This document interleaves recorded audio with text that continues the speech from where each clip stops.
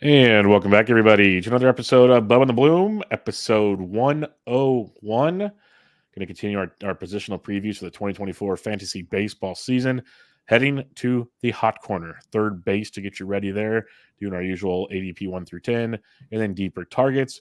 When we're going to talk some listener league and this thing called PitchCon and much, much more. So check me out on Twitter at BDintric, the podcast at Bubba Bloom Pod, and my co-host, as always, on the Twitter at Ryan BHQ, Ryan Bloomfield. How we doing, my friend?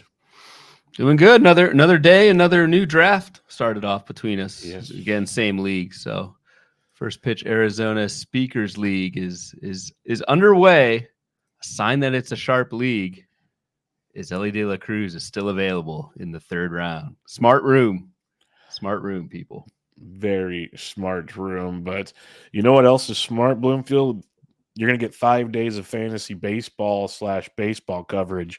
And that's pretty smart stuff. And that's called PitchCon, brought to you by Nick Pollock and PitcherList.com.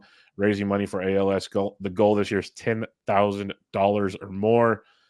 They used to be 4 days, moved it to 5 days.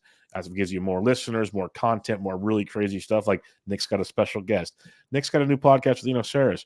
Sarah Sanchez has a new podcast with Shelly V. You got Alex Fast with Paul Skeens, that guy, that #1 pick for the Pittsburgh Pirates. Not to mention a ton of other content. Like you, my friend, when are you on for this deal? Way down the list of highlighted speakers. I am one of the first panels, though. I go Wednesday.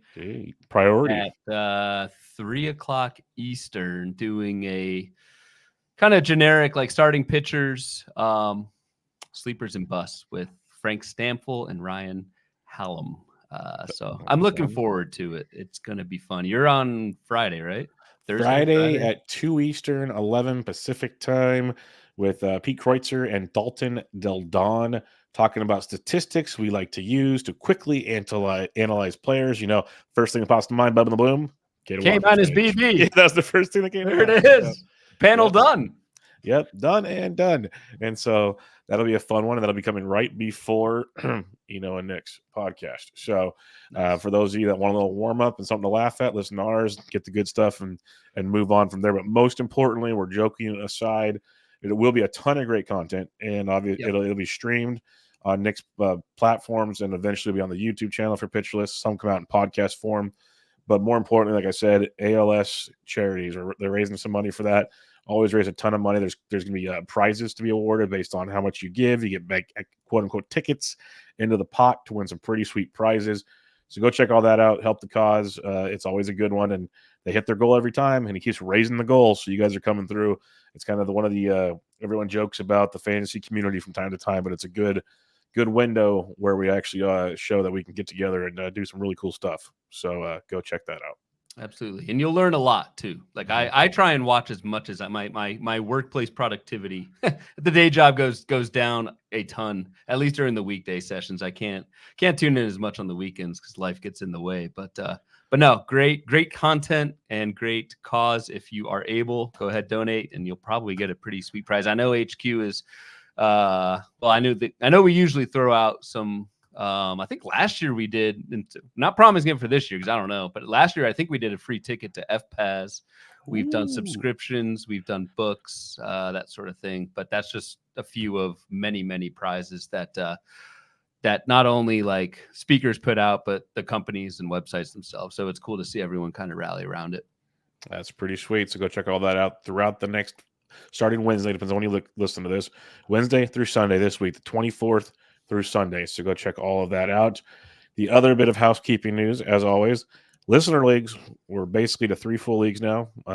So that's cooking. Remember, if we get to 4 full leagues, we'll have an overall prize, 4 or more. We can get more, but at least 4 overall prize, which we will announce when that fills up. And we will start tweeting this out on Wednesday. So we will fill this thing up pretty quickly. I think it's actually kudos to you guys for basically filling up 3 leagues that quickly, just from pure listeners to the show. Absolutely. Yep. That has been very cool. We do need to get on it and get this thing organized. That's why we're going to promote it, get that 4th league filled, get a little overall component going, and start reaching out with dates and times and that sort of thing. So much more to come shortly from us. Yeah. So watch your Twitters. If you guys DM'd us stuff and you're listening now, maybe DM us your emails so we can, it'll make it easier to get you the forms to access and whatnot. And we'll go from there, but that's just right around the corner. We'll get those organized and get those live drafts coming up here in February and March to get ready for the season, because pitchers and catchers report in like 3 weeks. So it's going to be pretty darn awesome. What else is awesome is we're wrapping up the infield tonight, and we're going to third base, the hot corner, which awesome might be an overstatement, but very much so. Very much so. I but- was saying before, it's a. I don't like this position. you mean like Wilmer Flores is the 19th best third baseman? It doesn't do it for you? That's your boy, man. I know. I was serious. I was being serious here. It doesn't do it for you. No. But we got the boom board on. If you're watching on YouTube, Ryan, tell us what we're looking at this week. It's a little different today.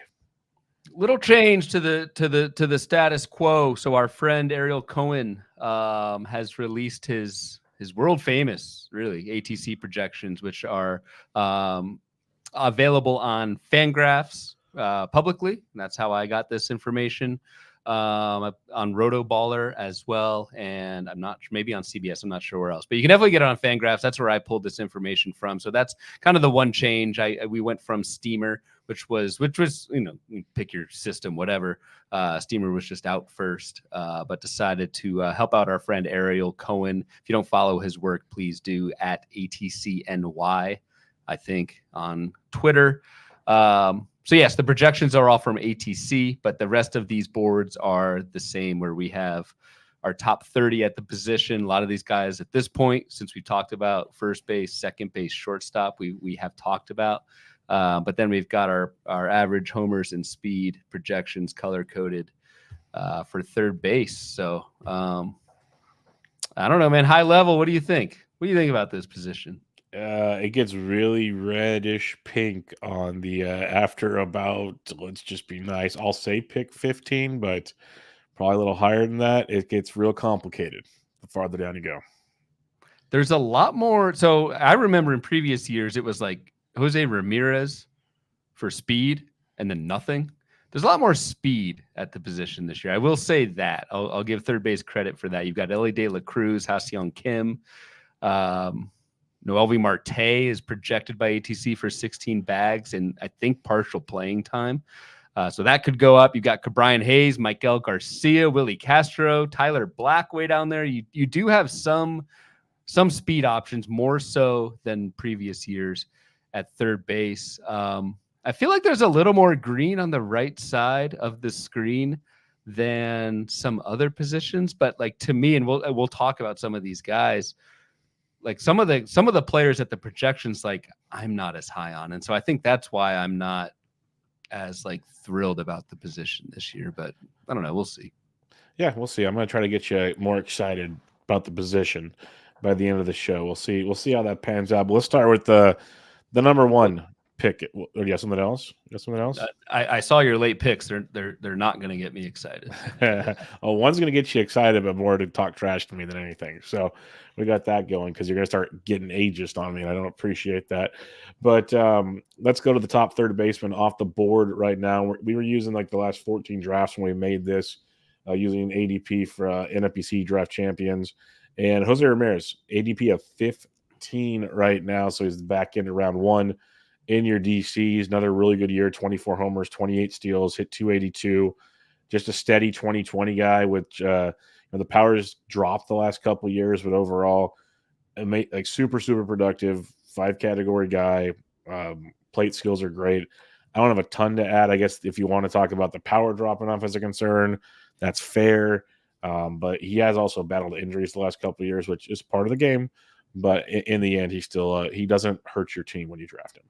Yeah, agreed. And I think JRAM is just fine at the end of the first round. If anything, like compared to some of the other options you might have around that time at other positions, like a Matt Olson or even Austin Riley, who we'll talk about next, like JRAM gives you a lot more balance. And I think early in the draft, the more balance you have just leaves you to more of the player pool available later on in the draft. So I always prefer that over unbalanced players. Yes, like if I have to nitpick JRAM, it is the power. The home run trend the last 3 years, 36 to 29 down to 24. And like the barrel rate's really not that good. The thing about JRAM though, like, yes, there's the durability, 685 and 691 plate appearances the last 2 years, but he just puts the ball in play so damn much that like he doesn't need to have the biggest barrel rate. Like he literally puts almost 600 balls in play every year, and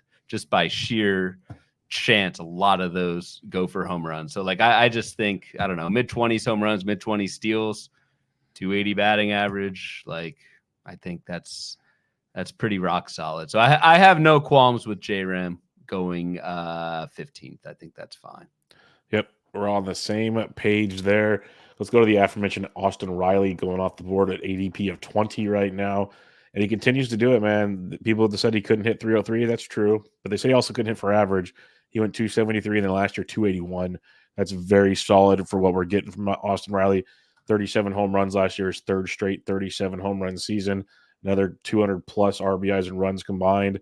That'll vary for every player on the Braves because everyone's driving everyone in, so it makes it complicated to guarantee amazing numbers. But balancing out-wise, probably going to get you 200-plus again, which is beautiful. So I got nothing to worry about Austin Riley. Like, I'll be honest. I was one of the concerned ones after that awesome year a few years back. He's proven me wrong. Good for him. He's going to be 27 this year. Steady Eddie type guy that outside of stolen bases, you got to love what you get from Austin Riley.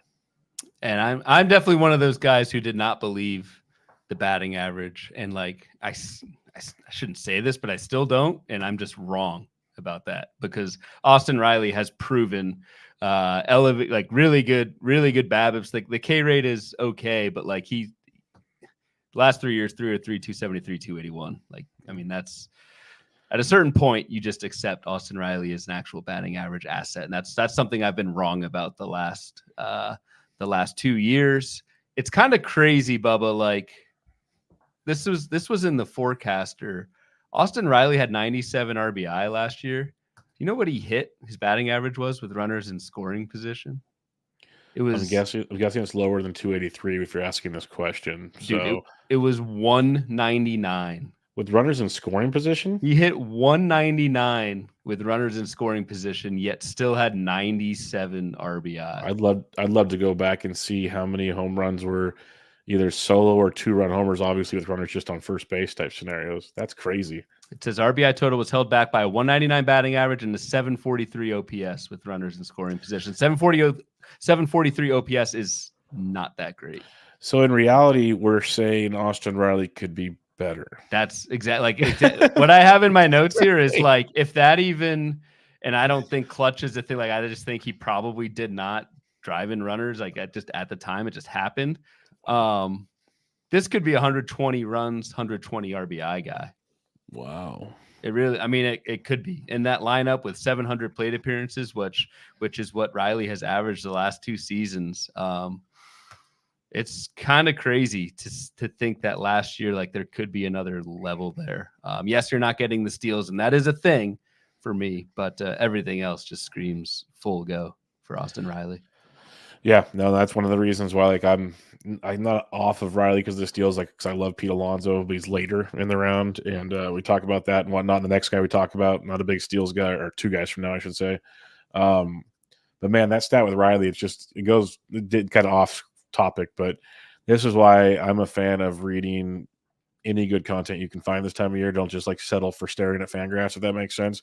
Because like HQ, all those little blurbs, quick reads, little blurbs, that's a heck of a stat that you're not going to read unless you're like really digging into like a Fangraphs page or something. And I said other content because there's other good content out there too, trying to be good there. But that's a heck of a stat that stands out a lot to me because I haven't really been in on Riley, but that makes me want to potentially try a draft and see how it comes out with Austin Riley now, because that's and it makes sense. You should want to probably try Austin Riley because the Braves are going to score 1 million runs again. So why would you not want to get as much of that offense as possible? Mm-hmm. But I somehow still find my way going elsewhere. So Brandon Cruz with that stat, by the way. Good stuff, Brandon. Friend of the show. That's outstanding stuff. That's really, really good. The third baseman off the board, Ellie De La Cruz, ADP 23. We talked about him a lot last week. Not the biggest fans of Ellie. I'd say go listen to last week. Do you have anything to add to that, Ryan? No, I mean I mentioned at the top that Ellie is now available in the 3rd round of our speaker draft. So those industry folk, we know our stuff. We know our stuff. They must all listen to the show. Yeah, they must. Big fans of Bubba and the Bloom. That's why they wanted both of us in the league this year, just to really screw things up. I don't know how they let you in, but we're I don't either. I really don't, because I'm not a speaker. I just hosted a podcast, so pretty fun. But an electric one it was. Well, it was not the most electric, but we'll leave that as it is. You must attend to find out. You actually don't want to be most electric. No. You want to be like second or I think we're in a sweet spot, like second or third. Yep. We get a good thing going, and we just let everybody else go from there. Get close to the line, but don't quite tip over it. Story of my life, towing the line. That's what I do very well. The 4th third baseman off the board, though, is a guy that it's really funny to me because Rafael Devers has an ADP of 25, and it makes so much sense why he's 5 spots behind Austin Riley. Because, again, if you're just looking at stats, made normal roto stats, they're very, very similar in production. Like Devers last year, 33 home runs, 5 steals, 100 RBIs, 90 runs. So it's down a little bit, 271 average. So average is similar, steals are similar, power similar, just slightly different in the runs, RBIs, 5-pick differential. That makes so much sense to me. And the thing I love about Rafael Devers, when you go back, just look year after year after year, hits for average, runs and RBIs, almost 30-plus home runs. Like, this is what Rafael Devers does. So if for some reason you don't trust Austin Riley's consistency after 3 years, trust Rafael Devers. It is literally as consistent as it comes in baseball without stolen bases. Again, got to emphasize that because that's what we talk about a lot. But I have no problems if you want to take Devers. But the more we talked about Riley, got me a little excited about it. But I get Devers, just that consistency is so clutch at that point in the draft. Yeah, and I hate to just totally be on the same page with you, but I literally have in my notes, what's the difference between Devers and Riley? Like that is in my notes. There's maybe not as many plate appearances, not as good of a lineup. Yeah. But outside of that, and ATC agrees, the projection is basically the exact same between the two. Devers doesn't quite have the raw power of Riley, but he doesn't strike out as much either. So that kind of washes out. I guess Riley gets a slight edge because of the lineup, because the runs and RBI ceiling. But if you're on board with Austin Riley, I don't see how you can't be on board with Rafael Devers if you're in that kind of middle of the 2nd round.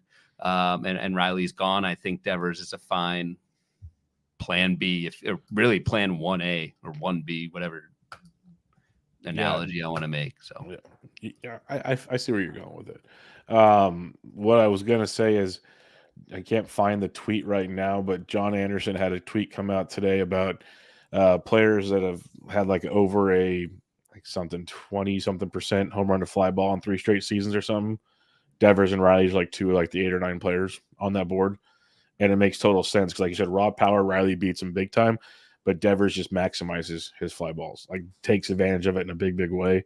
Dude's a great hitter. So I just know it was this part was easy for me because I noticed it when I had Clegg on to do the Braves preview the other day.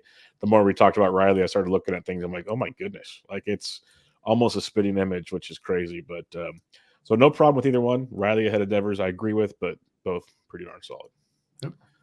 Gunnar Henderson, ADP of 36.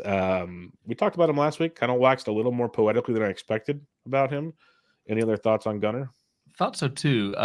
We have a listener question on him later on, so we'll hit it up. We'll shelve it there. Sounds good. Let's go to the third base enigma this season. Yes, the nicest way I can say it. This is the guy. Every position usually has at least one. This is the dude. Royce Lewis, ADP of 57 right now. And like we saw last year, in between IL stints, he managed to hit 309 with 15 homers, 6 steals, 52 RBIs in 58 games. Seemed like he had a grand slam every other day. He was electric. He was worth every fab dollar you basically had for part of the time. He just couldn't stay on the field. That's the enigma. I think he showed us that if he stays on the field, Ryan, he's worth well over an ADP of 57. But we have to trust that. So where do you stand on Royce Lewis? I mean, if Royce Lewis stays on the field for the entire season, this is a first-round talent, 100%. I think. Yep. But I can't do it. I can't do it. I can't pull the trigger on Royce Lewis in the whatever, 4th round. I just and I know we've talked about kind of our style of drafting. Like we're okay missing that initial breakout season to make someone prove it first, at least in the early rounds. And for me, like, and for Lewis, like it's not really the knee, because that was kind of just a, I don't know, fluky thing. It's more this season it was muscle stuff. It was an oblique. It was a hammy. The floor for me is too low for Royce Lewis, fully knowing I could miss out on a 1st round season. I just think the chances of you getting like a 80 game season are higher than most, just given the injury history of Lewis. And I hate to peg him like that this early in his career, but until he proves otherwise and can go a full season, I'd take him in like the 8th or 9th round, but he's fully priced in the 4th. Yeah, he ain't going any lower. Yeah, he's going to go higher. I have a feeling. I think so too. And that, if he's healthy, if he's healthy when spring comes around, this is probably a 2nd, 3rd round pick. So basically, what I'm trying to say is, if you do like Royce Lewis, take him now, because it's about to get crazy. And I have 1 share, and also I have 13 drafts, so I think that's not a great ratio. It was a 12-team NFBC 50. I decided to take a gamble on him, but I backed him up. I believe I have to double check pretty quickly at 3rd base just to be safe. But I wanted to have 1 piece of the pie on that one. So you revealed your number. 2nd base episode, I asked how many drafts, and you said enough. Well, I counted it. I counted it after the Gladiator on Friday because I wanted to see my player shares, and it's just it's kind of scary. And we'll talk about those in another show down the road because we have more drafts to go, obviously. But yeah, I'm going to be in way more drafts than I was last year. Let's put it that way. Next up at 3rd base, a guy we both like, in Manny Machado, ADP of 74 right now, and that's a lot of people concerned about injuries. Last year, 30 homers, 3 steals, 258. The steals dropped tremendously, but power production was still there. I'll give an injury update right now. As of January 1st, Machado might not be ready to play defense on opening day, so he'll be a strict DH until ready. He underwent surgery in early October to repair the extensor tendon in his right elbow. But they're expecting a designated hitter duty for Machado to start the season. But what that says to me, he's starting the season. So I love Manny Machado. I have plenty of Manny Machado. Yeah, I mean, the only reason the price is low is because of that, I think. I mean, and we're somewhat going out on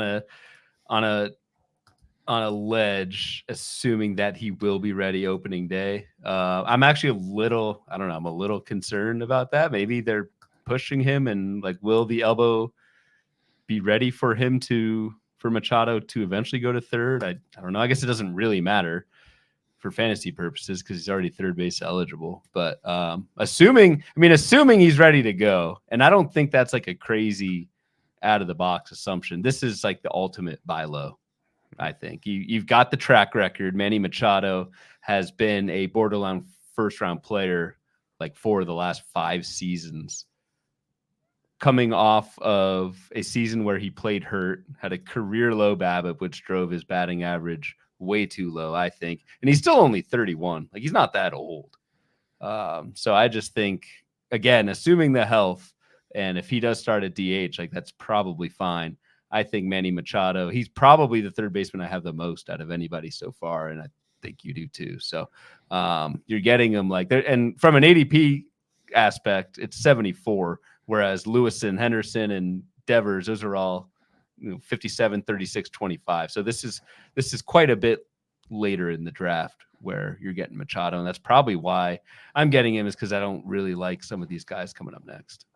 Yeah, no, big fan, like you said.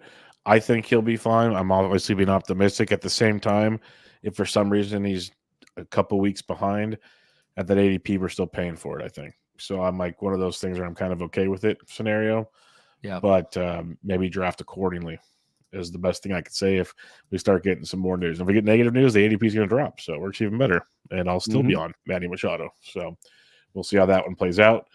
The 8th 3rd baseman off the board is Ha-Seong Kim, who actually will play 3rd base, it says in that report, if Machado DHs. So he's got that going for him. We talked about Kim last week. Anything else to add there? Nope. All righty.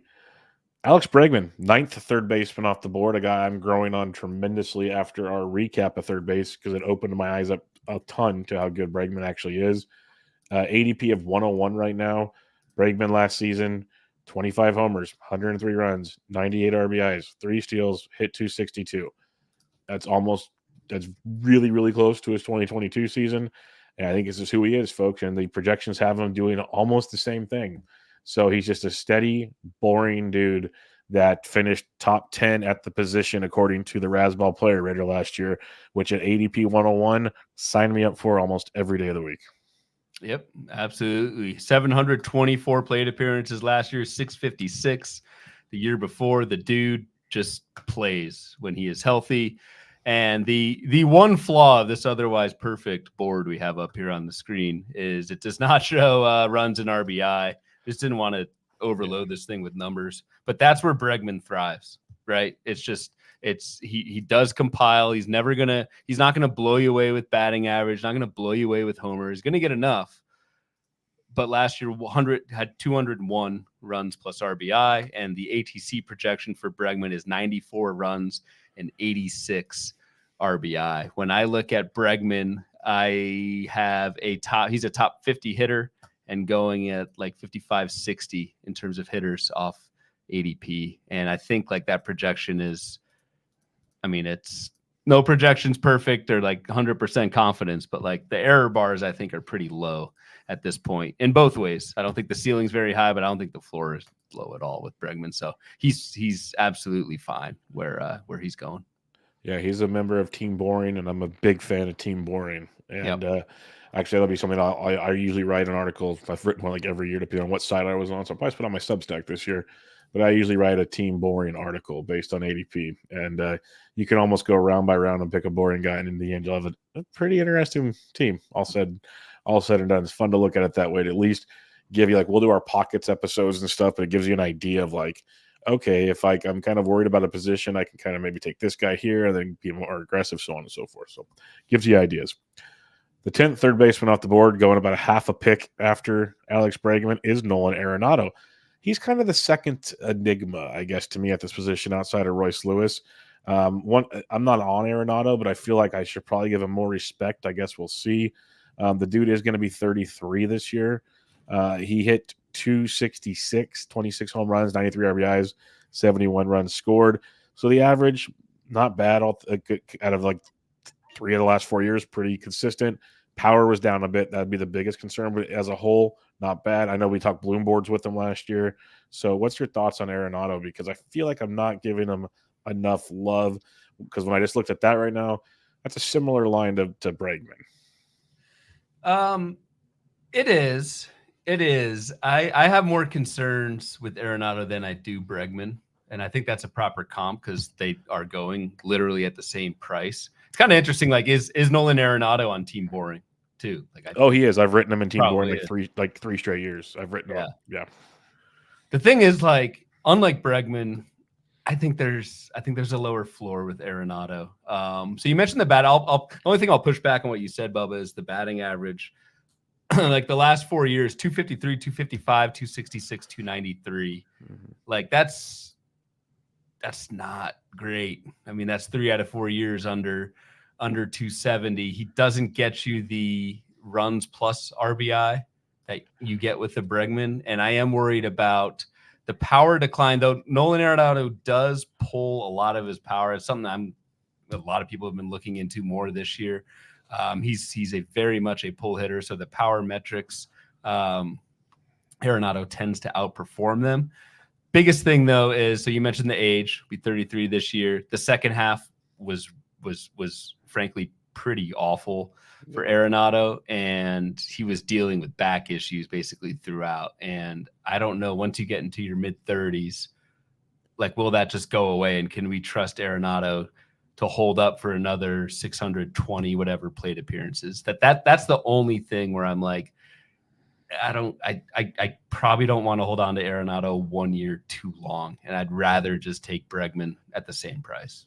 Yeah, that's totally fair. Bregman definitely a better batting average guy, and the county stats are more consistent. So I'm with you. Like, I have no Arenado. I just feel like I should maybe give him some more respect, but as you said, maybe I shouldn't. So I guess we're on the same. I guess I I mean, should if, stay honestly, the course. if he is, I mean, the flip side, if he's healthy and the back's fine, and maybe he's fine even if the back isn't fine. Like the projection is right there with Bregman. It's just like I don't know, my kind of gut feel on it and all the things I just said. I just feel like I don't know, this could go south. I guess like the theory behind what I'm maybe thinking he could be is it's like a combination. Does Goldie improve like we thought he might? That'll help a ton. Right. Does Arenado get healthy? Does Jordan Walker improve in year 2? Like, does do that you get a full lineup season of Carlson at the top of the stuff like that, or not Carlson? Nootbaar. Like, there's a lot of things that went wrong for St. Louis besides just Arenado's injury. So it's one of those like if those other guys improve, that should help him as well. It's a lot of what ifs. What ifs? That's the thing. And at the same price, why wouldn't you take Steady Eddie Bregman? Why would you take the what if? But yeah, it was just a thought that I've been kind of looking at a little bit with Bregman or with Arenado that I'm not in on yet, but I feel like I need to, like I said, give a little more love to. Yep. All right, let's do our ADPs 11 through 20 for those listening at home. These are the players we will be picking from. Josh Young, Spencer Steer, Jake Berger, Alec Bohm, Noelvi Marte, Brian Hayes, Max Muncy, Isaac Paredes, Michael Garcia, and Heimer Candelario. A couple guys we've already talked about this year, but who is your first player through this range? And this is a great one, Ryan. Why, thank you, my friend. It's Jake Berger, and for a few reasons, but just looking at the position at a macro level. So we have Bregman, Arenado at 101 that we just talked about. You've got Josh Young at 113, Spencer Steer at 126. We've already talked about him, and I've kind of stated I've off him. Then there's a 40 pick gap, and then there's Jake Berger. And I don't really see the difference between like a Jake Berger and Josh Young going 52 picks, 54 picks earlier. Jake Berger has elite power. And not only did he keep that power, as he gained regular playing time after the trade to Miami, strikeout rate improved vastly in the second half, hit 275 in the second half compared to 220 in the first half. And that was not really totally BABIP driven. That was because Berger made a lot more contact. Berger got jerked around a bunch by Chicago earlier in the season. That's not happening with Miami. Like, Miami is not the best lineup in the world, but Berger's going to hit in the middle of it. And I think he's going to play every single day. I think in the forecaster, we gave an upside projection for Berger of 40 homers, 265 batting average. Like, good hell, if that comes through, he's a top 8 third baseman. You can't expect that to come through, but he does have 40 home run power. And if those strikeout gains stick, I don't know if Jake Berger is that bad of a batting average risk either. Like, the 249 on our ATC chart here, it shows up in red, but I think there's some room for that to even grow. So for all those reasons, Jake Berger feels like he's older than he is too. Age 28 season and entering really just his second full season in the majors. So very, very high on Jake Berger this year at the price. Yep, I agree with pretty much everything you said there. I think the batting average is higher than 249. I love what he did when we went to Miami was glorious. And I think that's just a guy that's finally having fun playing baseball, and he's locked into a routine, and there's so many factors that help him out. So I'm looking forward to a full season in South Beach and seeing what Berger can do. So with you on that one completely. The Miami lineup might not even be – so we got my man, Luis Arias. But like if Jazz stays healthy, you got Josh Bell. You're laughing at my Luis Arias pick. You got the MVP there leading off. Yeah. See, me laughing prevents me from commenting. That's what that was for. It was somewhat in jest, but Arias will get on base. Jazz may get on base. Actually, probably won't. He's 300 OBP. He'll probably get hurt anyway. But hey, that's not cool. Take back what I said about Miami's lineup. It's pretty bad. Doesn't have that much of a ceiling. Yeah, I'm looking forward to Kirtland breaking that down with me because that'll always be entertaining. Is he your Miami pick? I mean, that makes sense. Recording tomorrow morning, so that'll be fun. All right, well, tell him, ask him what he thinks of old Luis. Yeah, he'll be. He's always, so optimistic, that Mike Kirtland guy. So we'll be good there. My first one in this range of 11 through 20 will be Maikel Garcia. He is the 19th third baseman off the board right now, around 215. This is maybe wish casting / there's some smart people noticing that Maikel Garcia is actually supposed to lead off for the Kansas City Royals. That's what the Kansas City people are starting to say, that he will lead off for the Royals, which would skew all projections out there. Because right now they have him at the bottom of the order.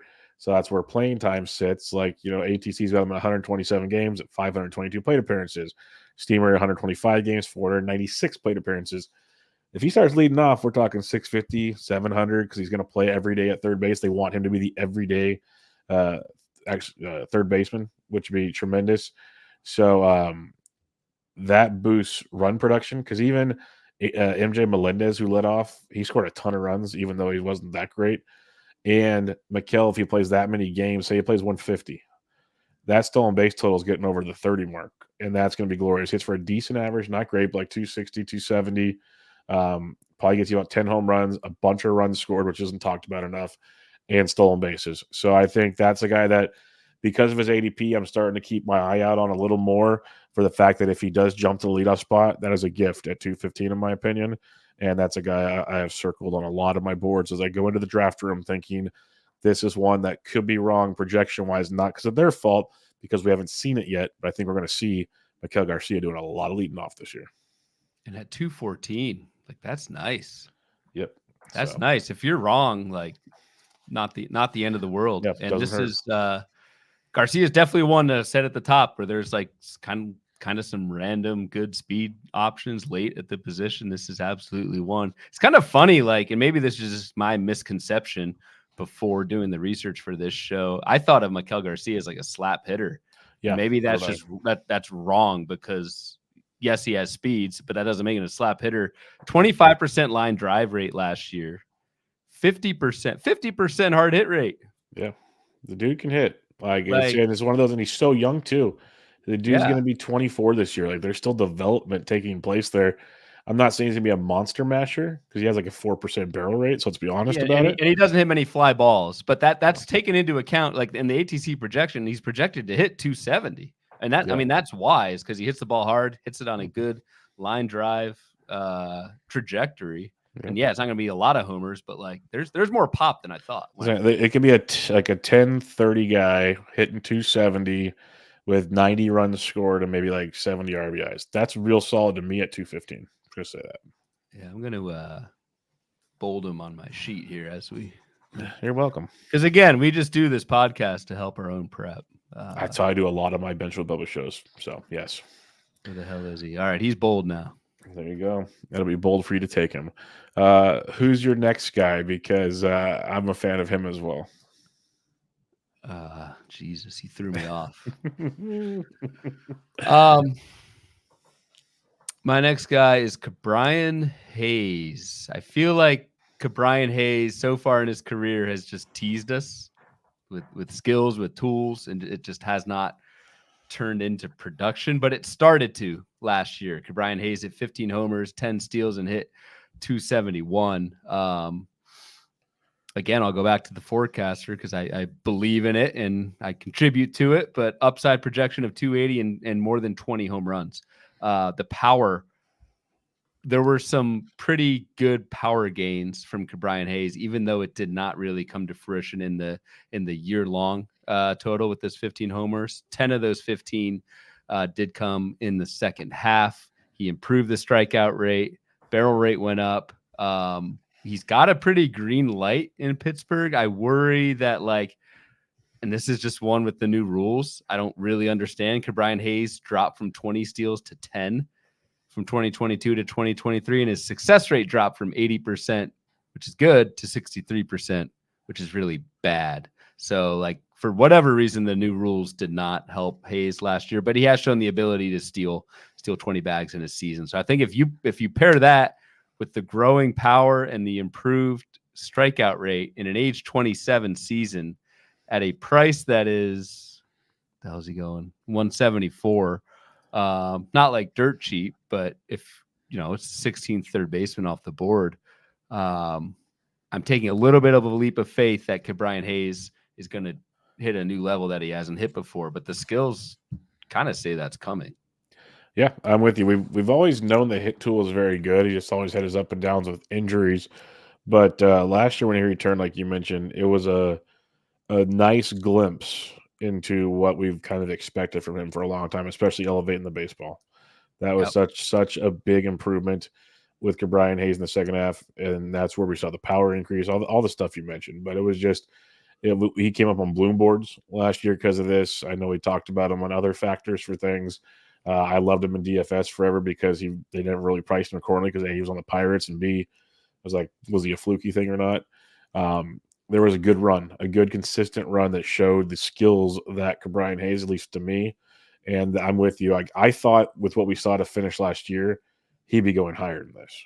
I was actually surprised when we started doing drafting that Brian Hayes is still buried down here. And I think it's probably because people are still like, yeah, well, you got to kind of prove it to me for a full season. Let's see how that goes. And that's fair enough. That's fine. But yeah, I'm with you, Uncle Brian Hayes. There's a lot of power there that we've been hoping for. And we just got to hope that speed can come with it. Because I'll never forget James Anderson on my bench with Bubba probably 4 years ago when Brian made his debut or whatever. The season before, the off season before Brian's rookie year, James Anderson was very high on Brian Hayes, and basically it was a 2020 guy. That's what he's talking about. He's a 2020 player from what he was evaluating as a prospect, and I think the guy we saw in the second half last year shows that exists. So that is in the tools, and that's a heck of a steal at that ADP. So I'm there. Interesting thing with Hayes, his because Pittsburgh's going to be so bad, but like Hayes projected to hit third behind O'Neal Cruz and Brian Reynolds. So like RBI opportunities, I think galore. But I think he can also steal bases out of the 3 slot because after Hayes is like Henry Davis, McCutchen, Sawinski. Don't forget Rowdy. Don't forget Rowdy. I mean, not to besmirch the good name of Rowdy. I think Hayes still gets a green light from the hole because there ain't much behind him. No, he's and it feels like, again, this is me just talking out of school here. Is Hayes was at worst hitting third. I feel like he was hitting second a lot towards the end of last year. Like he was up earlier in the order without Cruz there. Yeah, without Cruz there, he was hitting second a lot. So, like that's another thing to watch and see how they do build the lineup. Like it makes sense to have Cruz near the top and have Reynolds and then Brian after that. But maybe they mix things up and say, hey, Cruz, you're not fully healthy ever, so let's move you somewhere else and make you more of a run producer. We'll see. I doubt it, but I'm just speculating here. Dude, the bottom of Pittsburgh's order is like filled with your boys. It's Rowdy. Leover Peguero is your pick last week. Palacios, you like the Palacios? Yes, it's a fighting Palacios. Look at that, man. Pirates fan. I am a fan of bad teams when it comes to fantasy because you know what that spells? Late draft value. And for people like us that do content all the time, lots of waiver wire columns. That's where they end up because they're always out there, so we're streaming them all the time. You got Edward Olivares coming off the bench. Yep. It's a squad. It is. They're going to fight, man. It's a young team that's hungry. And they just, they're in the market for Noah Syndergaard, so they're going to score a ton of runs. So watch out. Yeah. My next third baseman, Isaac Paredes, ADP of around 183 right now. And I just wanted to highlight him because, 31 jacks last year, 71 runs, 98 RBIs at 250. A lot of people are like, oh, he's pull this, pull that, and can't do this for power. And people told me that even before last draft season when I liked Isaac Paredes. But between his plate discipline, which I think is very impressive for a guy that's kind of feels like more free swingy than he is, barrel rates like only 6%. His hard hit rate's only 28%, but that's because he pulls fly balls. That's what he does, and that's kind of what he's built to do. And so that's not changing. So if that's not changing, why should I change my outset on a guy that could hit me 25 to 30 home runs yet again? So the only thing I'll say with Isaac is, 250 is probably the max you'll see him batting average.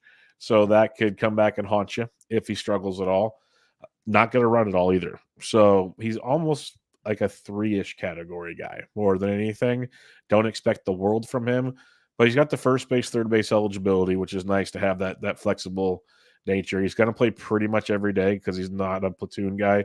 The Rays actually, honestly, if you look at their roster, not as heavy platoon as they once were. There's still a few, but like back even like a year or so ago, it seemed like all but like 2 positions were platooned. Now it's only a couple are platooned. So Isak will play a ton unless he gets hurt. Going to hit a ton of home runs, drive-in runs. So if you need that power later, that's the dude I'd look at.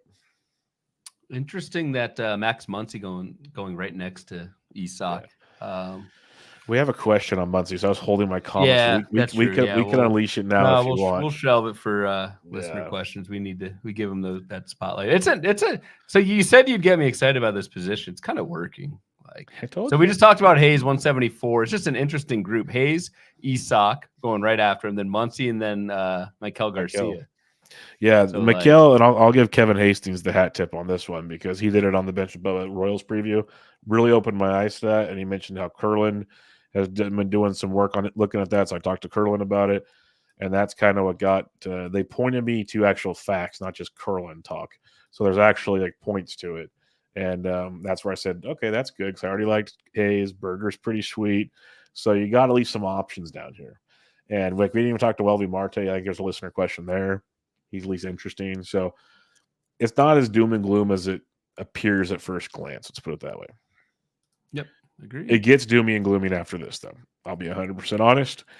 21 and beyond. This is where we start grasping at straws, I feel like. Luis Rengifo's down there. Your boy. Ryan McMahon's down there. I don't mind both of them, but they're like 21 and 23, so they're not that far down from where we're going. Yeah. But who's your first one when we start looking into the depths of the position? It's also funny. I'll get to that just a sec. It's also funny to see Matt Chapman, Eugenio Suarez attached at the hip yet again. They had the same ADP last year, and now they have basically the 267, 275 with the same exact projection again this year. They're a Spider-Man gift, man. They are at least 2 years in a row, but not picking either one of those guys. I'm picking Tyler Black under the hope, and I think you can hope at an ADP of 327. Like you have to start going out on a limb for some of these guys with the hope that Tyler Black starts at Milwaukee at third base in Milwaukee on opening day. And I know they just signed Hoskins. That shouldn't affect anything in terms of Black. I think Andrew Monasterio is the only real obstacle at this point. And I don't think that's very much of an obstacle. Black is close to ready, 173 plate appearances at AAA last year. So he's had a couple months there. Again, could go back there to start the year, but if not, it wouldn't be a huge jump. The biggest thing for me is Black stole 55 bases in the minors last year, and he did it with decent strikeout rates, decent whiff rates, and at least some pop. Like, I don't think this is just similar to what we were saying about Maikel Garcia. I think Tyler Black is like a Maikel Garcia going 100 picks later. He's going later because you don't have the playing time certainty, and we have no idea what he'll do in the majors. So it's warranted, but I think you might be in the black if you take Tyler Black at ADP of 327. If it doesn't work out and he doesn't make the team, you just cut him and churn and move on. So, man, if you listeners don't gain anything from this podcast, gain one thing. Ryan threw a punt out there that was dead on. That was well done. Well done. Proud of you on that one. Prepared that one. No, that's the Black's a good one that I've started to look at lately because some smart people, prospect guys, have been talking more and more about him. If you look at the Brewers roster, they did sign Rhys Hoskins on Tuesday, which is Reese's Pieces. Beautiful ballpark for that man to come back to. Big fan of that. But they were also mentioning Tyler Black. Like, there's nothing stopping the Brewers except Tyler Black from stopping himself from making this team, essentially, because the position's wide open. It's his to take if he can produce. If he doesn't produce, basically he stopped himself is what I'm trying to say. So, so you're right. If he produces out the gate, makes the team on opening day, this could be a steal at that point in the draft. A lot of what ifs, but at that point, who cares? Like that's part of the game. Yep. It's funny you mentioned Chapman and Suarez because I'm going to go Eugenio Suarez at 275. Oh, you are? I kind of I didn't know that. Yeah. Oh, yeah, you got him on there. All right, let's see. And it's just it's not great, I'll be honest, but what it is it's like, the consistency I've talked about with Ryan McMahon. You're going to get the same thing from Suarez. He's going to hit you 235-ish, give or take. Last year, only 22 homers. I actually like him better in Arizona to hit home runs. So let's say 25 home runs in Arizona. He'll drive in runs. He'll score some. He'll be right in the middle of the lineup that's going to be putting up runs with Carroll and Walker and whatnot. Do I love Eugenio? No. Would I be okay with him on my team? I have been already. Like, especially at corner infield or in DC as third base depth. I love him for third base depth because you can play matchups with that. There will be times when Suarez is very productive. Like, that's going to happen. I could use the old line too. He's really good in OBP leagues at his ADPs because he's always got a 10% walk rate. So he's another guy to keep an eye on there because he just gets overlooked because people think he sucks, which he doesn't. He is a consistent power source, which in turn brings consistent run production. So at least 2.5 to 3 categories he's given you, which I'll take it as 275 ADP. The reason I didn't pick Chapman is A, I don't know where he's playing, and B, he just scares me the way he's so dead center hitting that like Suarez just pulls bombs most of the time, not all the time. But Chapman is just like Chapman. If he ever clicked it in, would be way better than Suarez. We've been saying that for like 4 years now, and he hasn't clicked it in. So I took Suarez at ADP at 275. Yeah, I'm looking at my most recent draft and old team, and that dude's actually my starting third baseman. Which there you go. There you go. No, it's pretty depressing, actually. I guess that was just like the spot that I waited at last because I got him in the 18th round. And was I in that one with you? I think I was. Yeah, you're in all the ones with me. Oh yeah, but I remember that because you were texting me going like, "I don't have a third baseman." I remember that very clearly now. Well, and so like that's why I go Suarez over like a Tyler Black because I waited at third base, and at that point you do need some playing time. So I guess by me making that choice, I endorse your because just it's a good power RBI combo with that lineup. I get it. And if people are worried about playing time, Longoria played every day. Yes, that's so like Suarez. Point. He's either at DH or playing third base. Like Suarez is playing. Just realize that. Yep. So, who is your second one here, Ryan? Going youth movement tonight. Going Kobe Mayo is someone who in draft and hold, and I don't have his ADP up. It's like 35th round in 15 teamer. So this is like if you're in a fab league, you're probably not even drafting Kobe Mayo. 521. 521. So this one's deep, and it also shows why I don't really like a lot of the third basemen going in the 20s. There's just not that much talent there. Kobe Mayo is the number 10 overall prospect by RotoWire's James Anderson. Coming into the season, I don't think Kobe Mayo is up on opening day, and again, that's why the price is so cheap. But I do think Kobe Mayo is up at some point this season. So I think if you're in draft and holds and you already have a third baseman and you're looking for a second or third one that should be available to you and playing in the second half of the season, I think Kobe Mayo is a great choice. He's got 267 plate appearances at AAA. He hit 29 home runs last year. Hit two, kind of eyeballing this hit 280 between AA and AAA. And again, has that prospect pedigree. It's just someone who I think in the second half is good. So no, would not take him in a fab league to start out, but in draft and holds or best balls even, I think you're going to get some pretty good second half production from a good prospect. So the ceiling could be even higher, what the projection is. And again, going outside the top 500. So Kobe Mayo for me. Yep, I feel you there. That's a fun one I've had circled on a lot of drafts, in my queues as I've been going on. So I get that one completely. My final one, Ryan, you can leave the room if you'd like. DJ LeMahieu. Dude, swear he retired. I thought he retired. Thought he was done. I know. I'm laughing just because this was your response. You're like, who? Yeah. And then in parentheses, you put, if I haven't used him already. It's man, I hope you haven't used him already. ADP 370. He's first base, third base eligible. And the dude put up a decent year, 243, 15 homers, 55 runs, 44 RBIs, decent for DJ standards. What I really like, though, is the way he finished the season. The second half of the season, he hit 273 with 8 of those home runs. He hit leadoff a lot for the Yankees in the second half of the season. So when injuries took place, they used him and used him often. And there's already reports out that they want to have him as their everyday leadoff hitter again this year. Like they're loving what they're getting. So to get the Yankees leadoff hitter at that ADP, who will score over 100 runs if he leads off for the whole season, hit for a decent average, maybe pop you 12 to 15 homers, you can sign me up for that all day long. I guess. I can't bag the guy too much. I mean, he's going outside the top 30. It's a good point. If he leads off ahead of Soto and Judge and Glaber, like that's awesome. This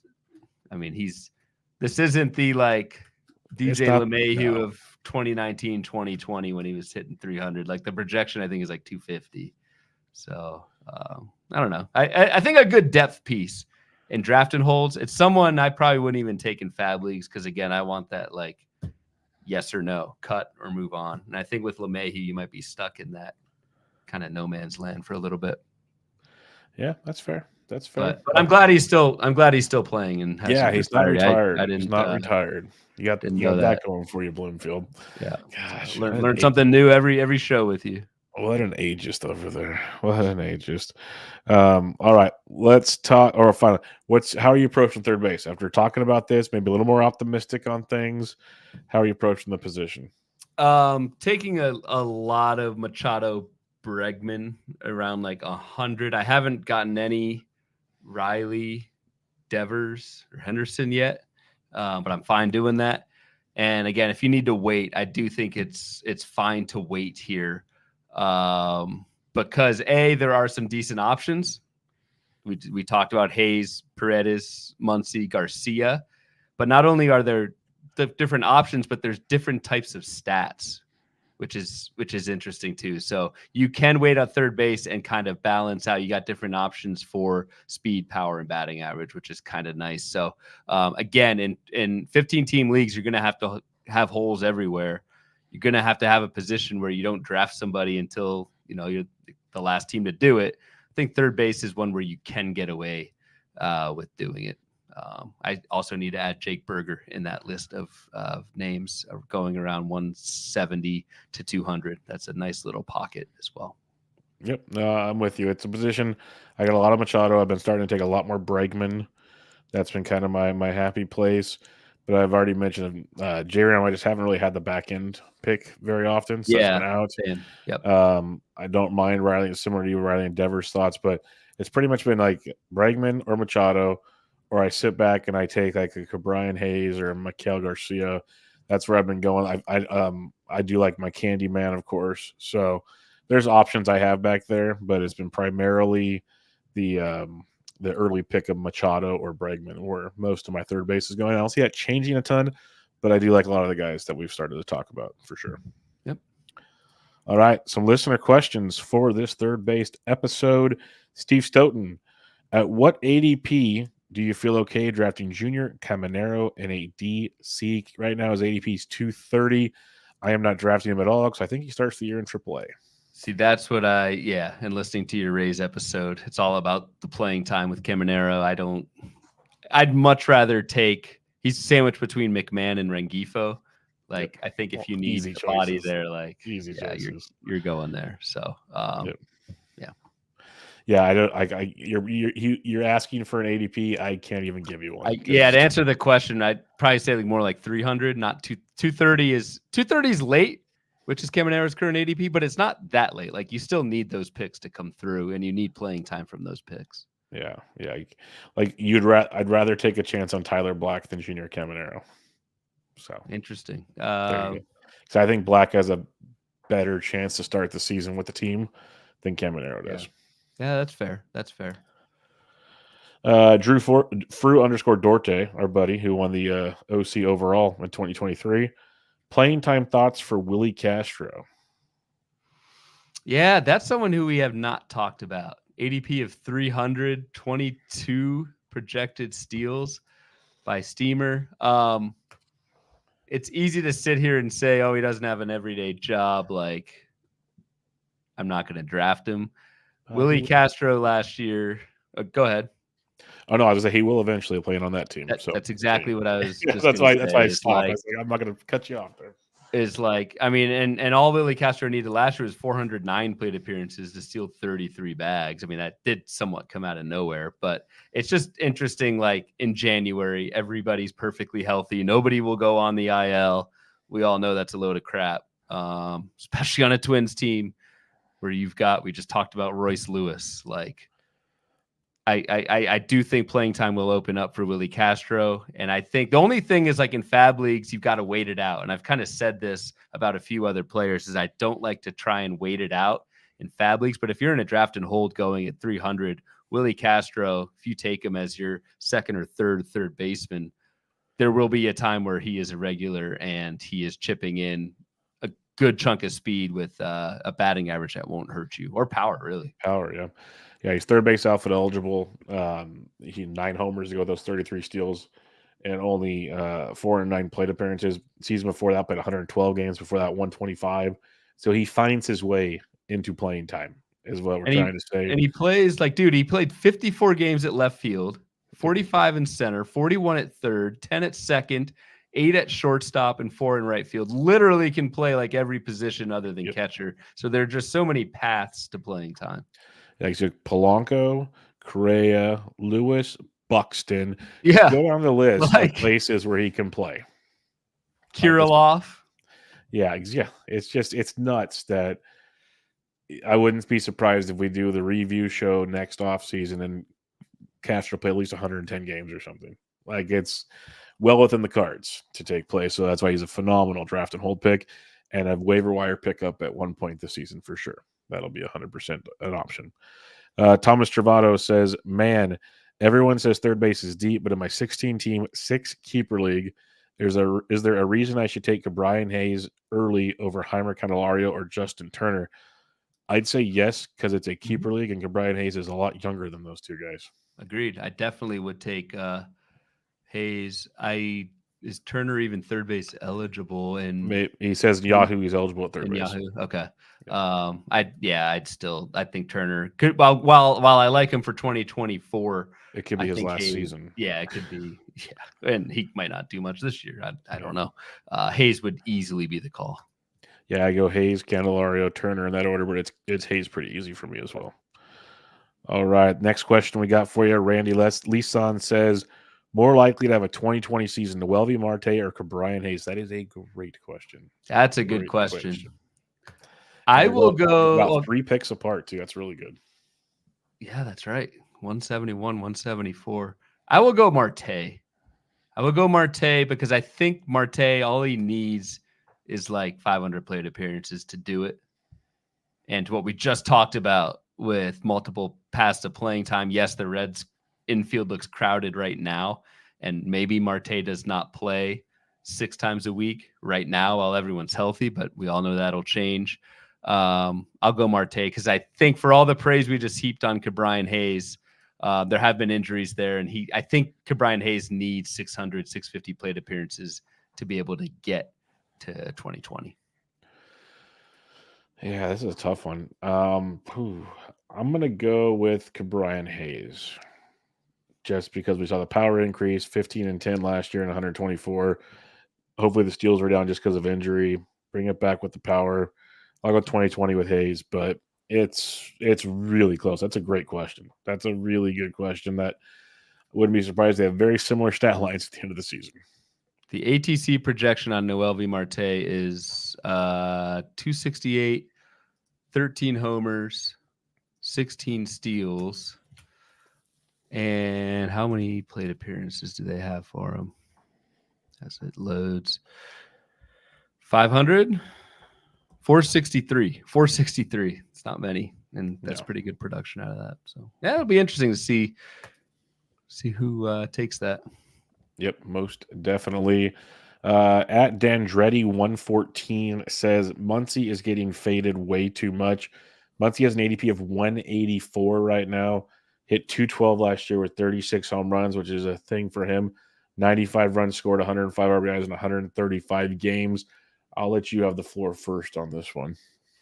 I think it's just in OBP leagues, it's a great pick, but that batting average can be a killer. Just you have to have a pretty good batting average cushion in order to take Matt Muncy. If you do, it's a great pick because, I mean, the dude last year, 95 runs, 105 RBI last year, despite hitting 212.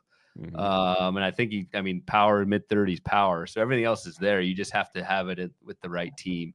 Like I took in the first pitch speakers draft that we're in right now, I started with Freddie Freeman. So like Max Muncy may be an option for me if I decide to wait on third base or at corner, just because I might have that batting average cushion. That's the only time I think I'd take Muncy.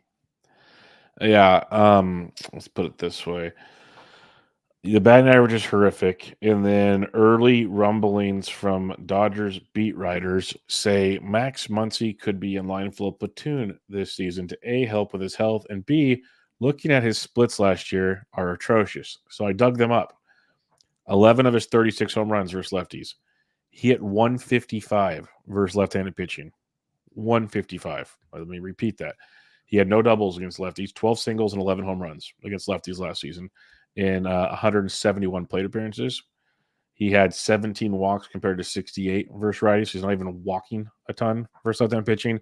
It was a steep drop-off against left-handed production, and it opened my eyes to the fact that all these depth pieces that they keep bringing into LA, there is an avenue where there could be a platoon for Max Muncy if that continues, because this team, yes, they're going to make the playoffs pretty much even if Max plays all 150 games and sucks versus lefties.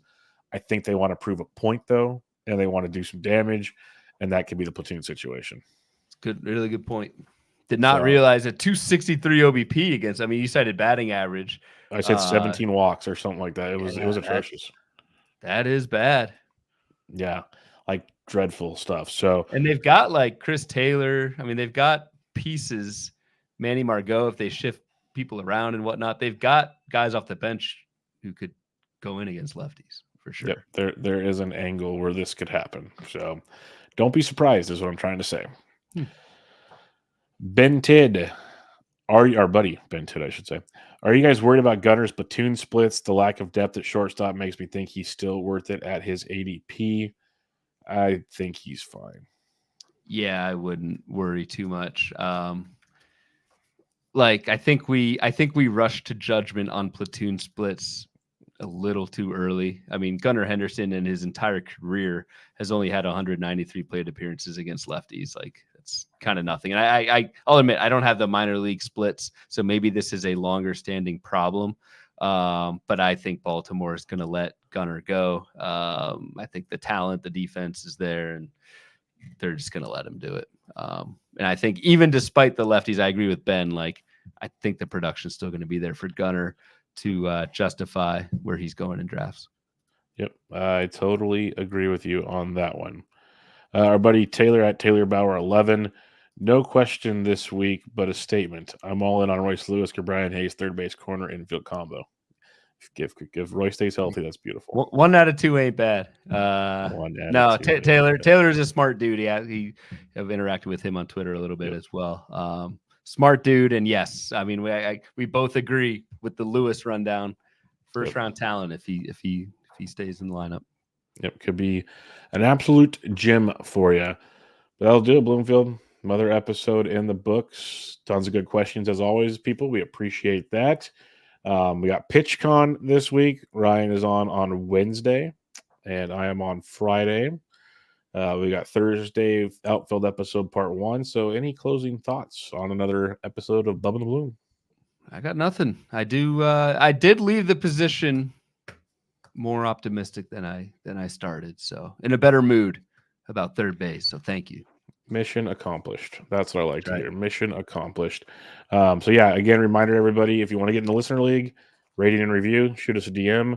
We're going to start tweeting it out for people to join that aren't avid listeners like you all. So it's first come, first served. You guys have had plenty of chances to get in there.